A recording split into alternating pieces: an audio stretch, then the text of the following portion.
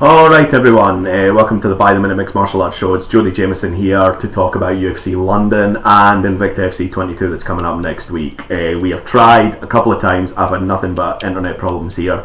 So what I'm going to do is record this and just stick it up because I was going to go live last night after the London card.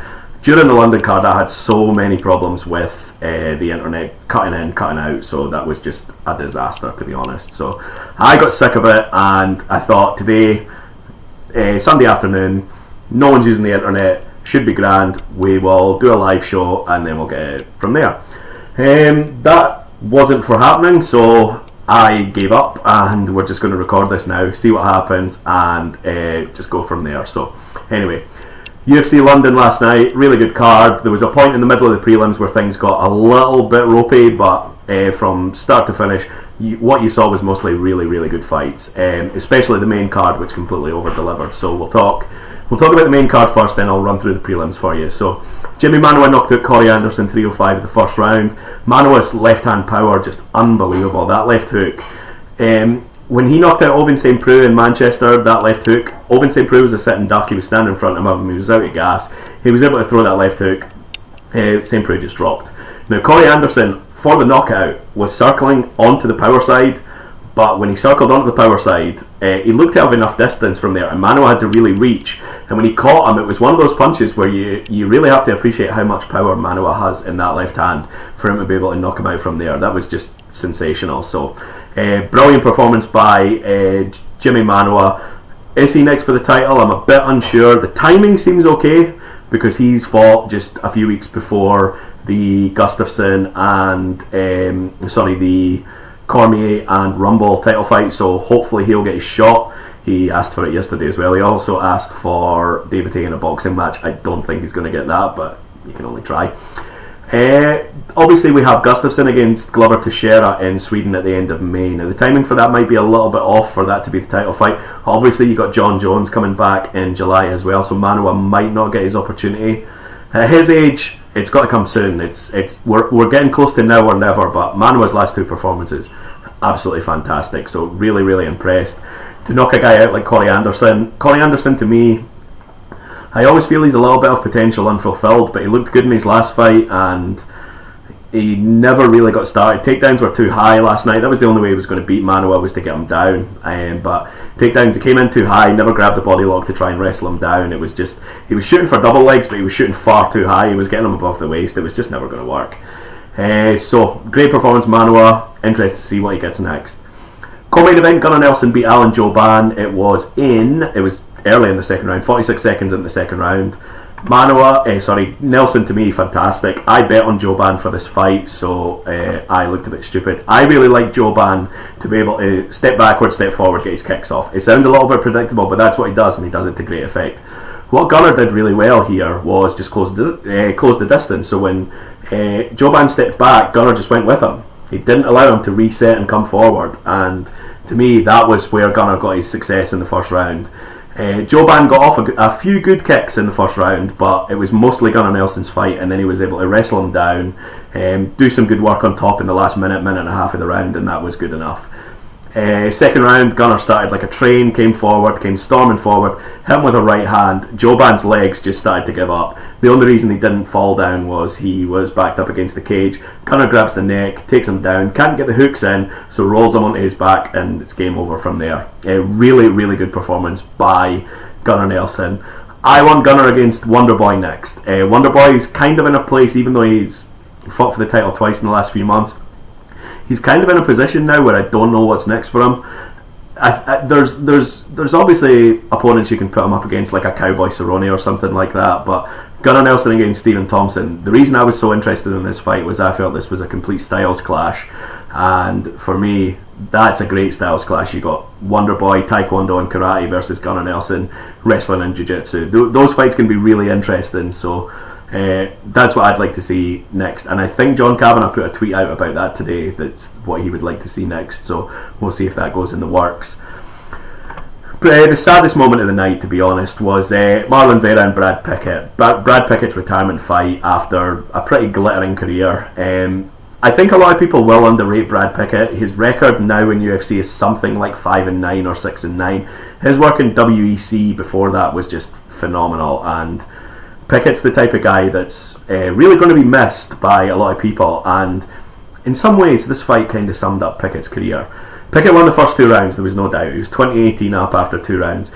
His striking was better, he sealed the deal with a couple of takedowns, he was on top. 3rd round started and Marlon Vera had started to come back in the fight. All Vera had really done in the first couple of rounds was land pot shots here or there.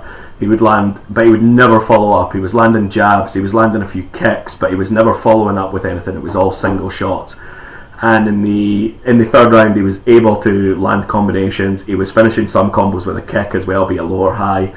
And then about a minute and a half to go, Vera catches him with a head kick, Pickett goes down. Now I know there's going to be a lot of argument about the stoppage. I can understand, but the reason I can understand is because obviously the referee dives in on top of Pickett, and as soon as Vera disappears and the referee gets off, Pickett just stands up. Now when he caught the head kick, he went down like a stone, and when Vera came on top, he landed 2 really clean shots while Pickett's hands were at his side. And I feel you can get very close to a slippery slope if you decide that isn't a legitimate finish, because you will see fights like that where they take 2 clean shots like Pickett did with his hands at his side, and it just keeps happening and happening and happening. That's what happened to Travis Brown against Derek Lewis a couple of weeks ago in Halifax, and we're really lucky that nothing bad happened to Travis that night. So very legitimate stoppage from the referee. I think they said in the broadcast that the referee who did this fight was the guy who did Pickett's first pro fight, so that's kind of a strange one, to be honest, but I'm not going to complain at the stoppage. It was 3:50 of round 3, so just a minute to go. Really unfortunate for Brad, but he's been a legend for mixed martial arts in the UK. He's been doing it longer than I've been a fan, so gotta wish Brad Pickett all the best in the future. Marlon Vera's going to be interesting going forward at 135. I wasn't overly impressed by what I saw in the first 2 rounds, but his variety of kicks was impressive, so I'd like to see him again. He knocked out Henry Briones actually in the Latin America Ultimate Fighter, and Henry Briones was the guy who was supposed to take this fight, so he's obviously got something, and the high kick was beautiful, so we'll see. The first fight of the main card, Arnold Allen defeated Makwan Amirkhani in a split decision, 230-27s for Arnold Allen. Amirkhani got a 29-28. I scored a 29-28 Allen. I thought Amirkhani clearly won the first round. It was reasonably close, but I thought I couldn't make a case for Arnold Allen winning that first round.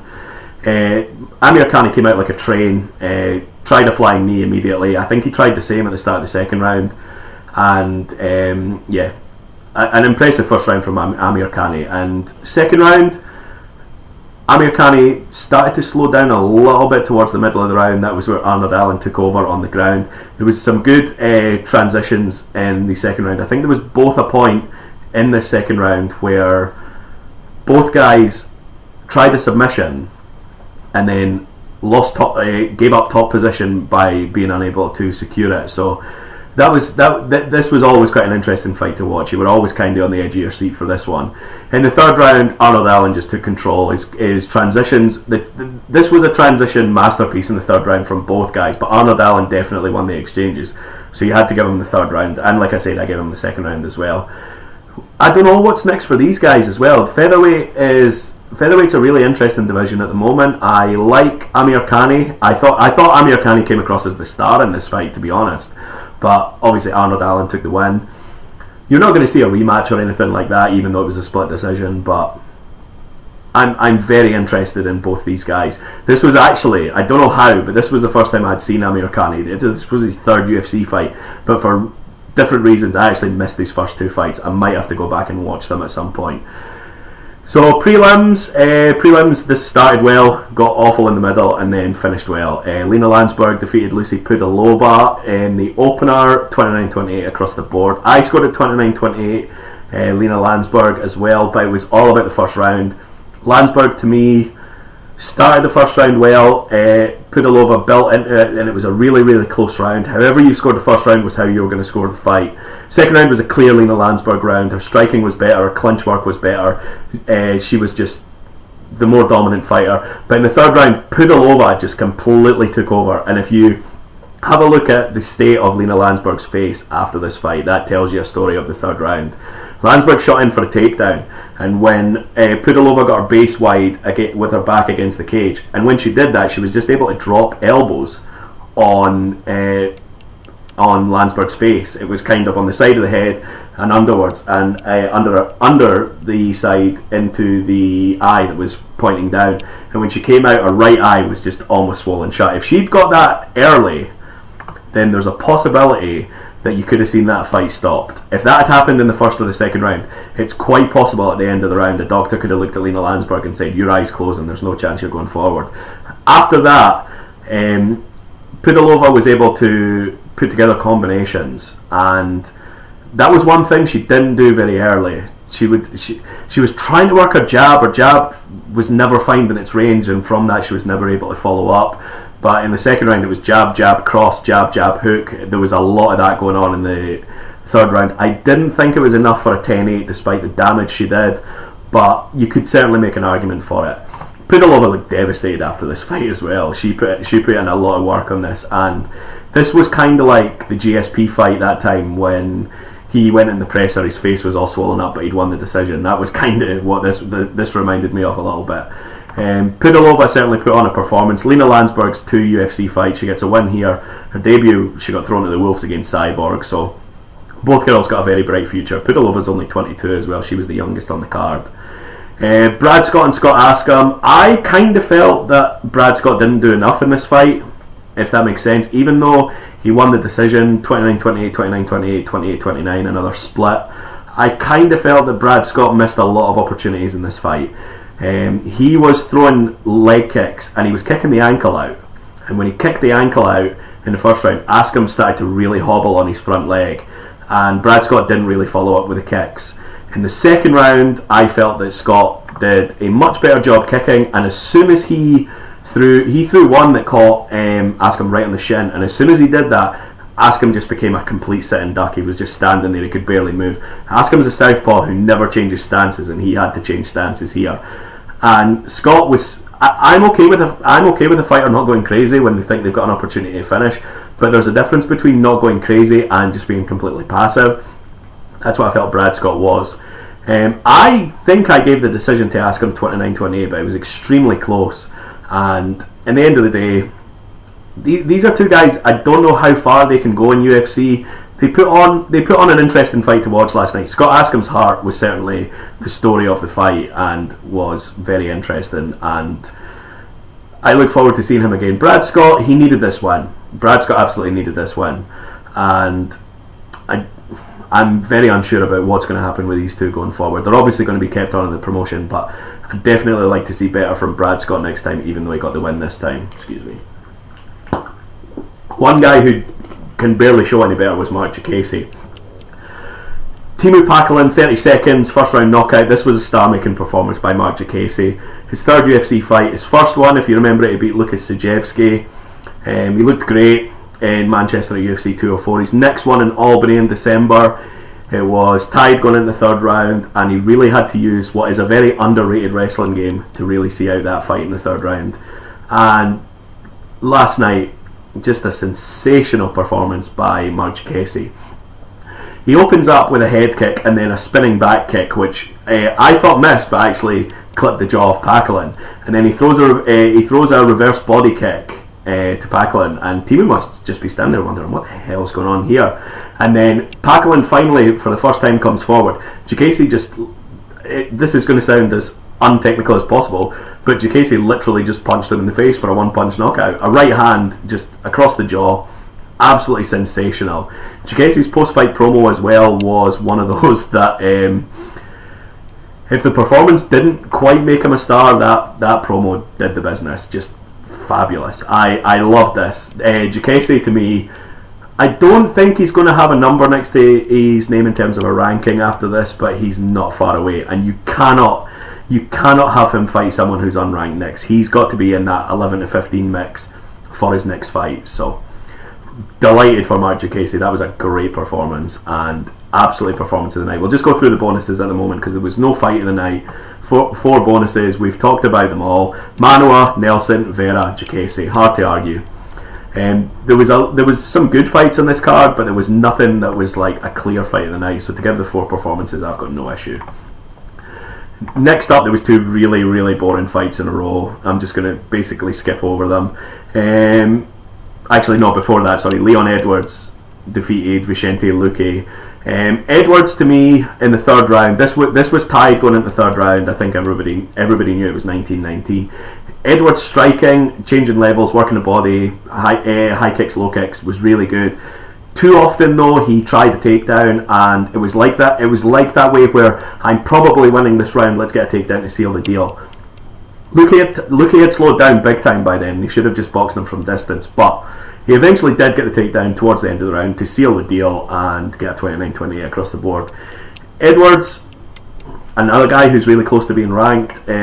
He impresses me, to be honest. There's nothing he does that's spectacular. There's nothing that he does that's flashy. But I think his game's really, really underrated. I think he's so nicely rounded. He's good in the clinch. He's good in the ground. His takedown offense is good. His takedown defense is good. His level of striking is good. There's nothing brilliant, but there's nothing he's bad at. And that's the type of guy that can always do well in UFC. If he excels at one thing, then he could really become a top guy. He called out Cowboy Cerrone for Glasgow. Now, A, I think he's biting off more than he can chew, and B, I don't think he's going to get that fight, but you can only ask. It's kind of like, if you remember when Michelle Watterson beat Paige Van Zandt in that main event in December, I was just thinking, call out Yana, because there was no obvious opponent for Michelle Watterson. Just call out Joanna Jędrzejczyk. Why not? You might not get the fight, but you're putting yourself in that conversation. And that's what Edwards did with this call out, so good for him. Then the 2 boring fights. Tim Johnson beat Daniel Emelianchuk. Scores were all over the place in this. 30-27 Tim Johnson, which was what I had. 29-28 Tim Johnson. Emelianchuk got a 29-28. I don't know how you could score the fight for Emelianchuk. This was basically just a clinch battle that Johnson controlled from start to finish. Emelianchuk's feet are quick and his stand-up's good, but Johnson was just able to pin him back and take it from there. Not a great fight. Franz Barbarossa beat Darren Stewart. This was another pretty boring fight. First round was okay, but he slowed down badly from there. Thought Stewart won the first, Barbarossa won 2 and 3, and that was that. Joe Duffy made his comeback in the featured bout. He beat Reza Madadi 30-27 across the board. Madadi started okay. He landed a knee to the body within the first 30 seconds, and Duffy just quickly brought himself in, almost went down to a knee, and I thought, oh no. Madadi, just after that shot for a takedown, Duffy was able to roll him over with the momentum of the takedown, and from there just went to work. Duffy's top game was great, the rest of the first round and the second round. In the third round, he really showed off his stand-up. Now, Duffy obviously is most famous for beating Conor McGregor. I think it was 38 seconds in 2010 by submission. As a fight fan, obviously you'd love to see that fight again to see if Conor could get it back, and obviously Joe Duffy is a good fighter. He's always been quite underappreciated in that division. Now, it's not going to happen anytime soon. There's no way. There's too much going on at the moment, especially when you've got that line of candidates at lightweight. It's just not going to happen. But Joe Duffy's stand-up in the third round looked better than ever, and his stance, obviously he's a righty, Conor's a southpaw, but his stance it's kind of a mix between like the old Lyoto Machida stance and what Conor does now. It looks very similar, so it would be fun to see them fight, but I wouldn't count on it anytime soon. So that was UFC London. Good show. Just go through the attendance. The attendance was actually higher than last year. The attendance was 15,761. I think it was 14,000 last year. Gate of just over $2 million, so that's really impressive for a fight night, especially a fight night that got panned a lot in the build-up. If you remember, Jimmy Manuwa and Corey Anderson was originally booked as a co-main event, and UFC said they were working on a main, and in the end, nothing ever came of that main, so that got promoted. And I saw so much criticism of this card, but I spoke to a couple of people who were at the card last night, and they had a blast. And one of them in particular was the kind of guy who was like really moaning about the card. He was like, I bought the tickets expecting a bigger main event than this, and just complaining in the build up. And I was like, trust me, it'll be a good night. And in the end, it delivered. So I hope everybody enjoyed who was at the building. I couldn't go. I actually didn't get credentialed for this one. I was a little bit disappointed with that, but these things happen. So hopefully the next one I'm going to go to will be UFC Stockholm in May. We'll find out as we go when that comes out. That looks like a really fun card. We might get Jack Marshman on that card as well. He's certainly angled for it. Jacasey angled for it as well. I think they might save him for pay-per-view next. I don't think they're going to put him on Stockholm.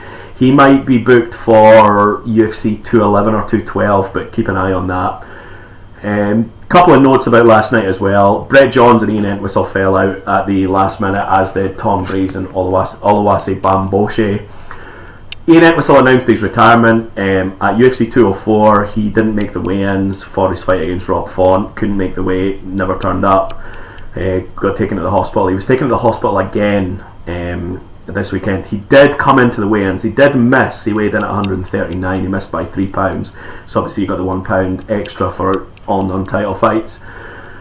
And I just thought, I mean, he looked really ill at the official weigh-in, and when I saw that I was a little bit worried. And then the fight got pulled about 3 hours before the broadcast started. MA announced his retirement. I thought he might go to 145, but I mean, weight cutting in general has just been an absolute nightmare this year. You saw Khabib at UFC 209. It seems like every big card loses a fight because of a weight cutting issue, and it's getting to the point now where I'm sick of it, to be honest, because Khabib missed weight, and Conor McGregor was proven right by saying Khabib is a habitual pullout. That was the third time that Khabib and Tony Ferguson have been booked together, and it was the third time the fight hasn't happened. Admittedly, one of them was Tony's fault, but that's the second time Khabib's been at fault. And then Tony Ferguson was on the MMA Hour with Ariel Helwani and said, I'm sure he said he walks around 200 pounds and then cuts to 155. That's a disgrace, to be honest. That's an absolute disgrace to be allowing people to cut that much weight, because just because it's worked in the past doesn't mean that it's not going to go horribly wrong in the future. When you think of like Henan Barao before he moved up to featherweight, when he fainted getting in the bath before he's cut with TJ Dillashaw for the rematch, when you think of all the guys who've gone to hospital, when you even watch the video of Cyborg's cut to 140, like this is getting disgraceful, to be honest, and something has to change, because I don't think that UFC or any of the other big promotions are going to do something about this until something really, really, really bad happens. And you know what I'm talking about when I say that. When you saw One Championship over in Asia, they brought in the new rules for weight cutting, and that was purely a reaction to a fighter dying on a weight cut. Now, more fighters, it seems, at high levels. I can only think off the top of my head of one fighter dying in a fight, and that was the one in Dublin last year on the small show. I can think of a few instances of that happening with weight cutting, and it's ridiculous that we're at that point. Now, there's a million suggestions about what you can do about weight cutting. I think that there was a guideline put in that said you shouldn't be cutting more than 7% of your body weight, right? And that's it, and that's probably fair, but I mean, no one's following it. I mean, no one's following that guideline at all. When you look at Tony Ferguson saying he's cutting from 200 to 155, that's almost 25%. When you look at Cyborg, who's cutting from 180 to 145, you're looking at that being about 20%. It's too much. And you look at the gap between, for the women, you look at the gap between 115 and 135, that's more than 7% of a body weight. So if you weigh 130 and you want to fight in women's UFC, you either have to overcut the recommendation, or you have to fight underweight. And that, again, I know I always rant about a 125 division for the women, but that's got to happen. But for the men as well, this is a problem that's plaguing the sport at the moment, and I'm not looking forward to the day where I do this show and talk about something awful happening when we see it and we see people going, oh, you couldn't see this coming. We all see it coming, so something's got to change. Tom Breeze's situation was a little bit different. Now, I don't know exactly what happened to Tom Breeze. His manager said that he had a very elevated heart rate just before the fight. If you were watching the prelims on Fight Pass, this literally broke as the broadcast went on air. Breeze and Bambosh were due on somewhere in the middle of the prelims, so it was probably 2 hours ahead of the fight. Now, it could have been it could have been anything. It could have been a health thing. It could have been a one-off. It could be something that's going to affect his career going forward. It could be an anxiety thing. We just don't know. But wish all the best to Tom Breeze. Hope that he makes a recovery pretty soon, and hope that was just a one-off. So yeah, that was UFC London. Good card. Bit of a pain in the arse with weight cutting issues. I feel for Brett Johns. We had him on the show. If you want to go and check out on the channel, we interviewed him a few weeks ago. We spoke to Brett just after Belfast as well when he beat Kwan Ho Kwak. Brett's brilliant, and I felt gutted for him yesterday. I almost felt more gutted for Brett yesterday than I did for Brad Pickett after he lost. It was just one of those nights where there was a few disappointments, but a really good card overall. So this Saturday on the 25th, Invicta FC 22 is taking place on UFC Fight Pass. If you're not a UFC Fight Pass subscriber, I'd highly recommend getting the week trial for this. You can get a 7-day trial on UFC Fight Pass. If you use your 7-day trial for UFC Fight Pass, I would be pretty confident if you're a fight fan, you're going to want to keep it on anyway. It's something like $60 a year. I actually can't remember how much it is, but it's a brilliant service. Obviously, you get lots of UFC prelims. You get Glory Kickboxing, Eddie Bravo Invitational, and Invicta. If you don't know anything about Invicta is the women's promotion, and Shannon Knapp has run a brilliant promotion for the last few years. I think one of the things about UFC at the moment is you kind of feel like there's too many events at the moment when you look at all these fight night cards and stuff like that. Invicta has the opposite problem in some ways, in that they run 6 events a year, so it's once every 2 months pretty much, but less is more sometimes, and it makes you really look forward to it. I covered Invicta 21 for the website. I couldn't cover Invicta 20 because I was in Belfast for UFC Belfast, but Invicta 21 was a really good card, and this one looks amazing. We will be headlining with a rematch between Tonya Evinger and Yana Kunitskaya. Now, if you saw the first fight, which took place at Invicta 20, Kunitskaya won by armbar in the second round, but there was a lot of controversy about it.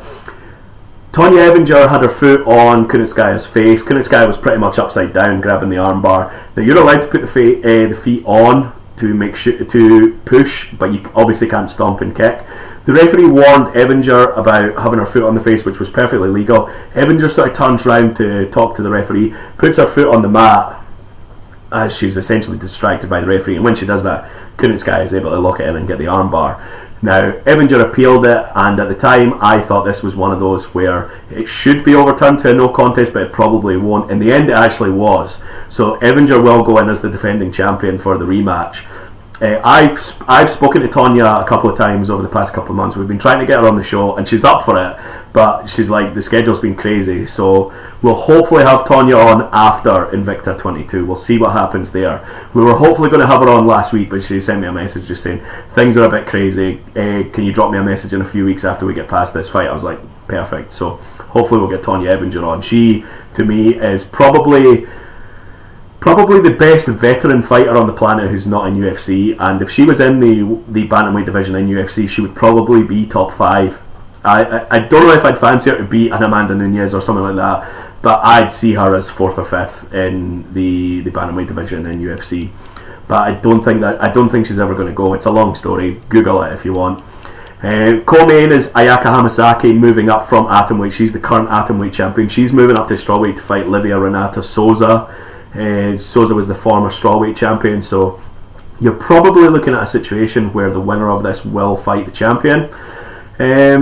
I don't know about Hamasaki, because I think Hamasaki's moving up with a view to eventually going to the UFC, because there's no atomweight division. So this will be a really interesting fight to watch, because Hamasaki is going to be kind of undersized for strawweight, so it's going to be interesting to see how she lives with someone, especially a high level strawweight like Souza. So looking forward to that fight. Rest of the card, Deanna Bennett and Jodie Esquivel. This was supposed to take place on Invicta 21, ended up falling out.